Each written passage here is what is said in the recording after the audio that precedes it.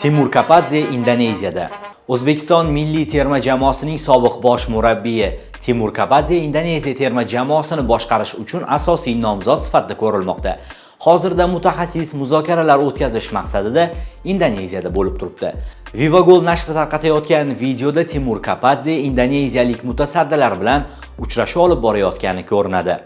9 noyabr kuni u O'zbekiston milliy terma jamoasidagi lavozimidan ketish uchun ariza bergan edi. Sababi boshqa jamoa tomonidan tushgan rasmiy taklif va murabbiylik faoliyatini bosh murabbiy sifatida davom ettirish istagi. O'zbekiston futbol assotsiatsiyasi uning qarorini hurmat bilan qabul qilgan va Kapadzening o'zbek futboliga qo'shgan ulkan hissasini alohida e'tirof etgandi.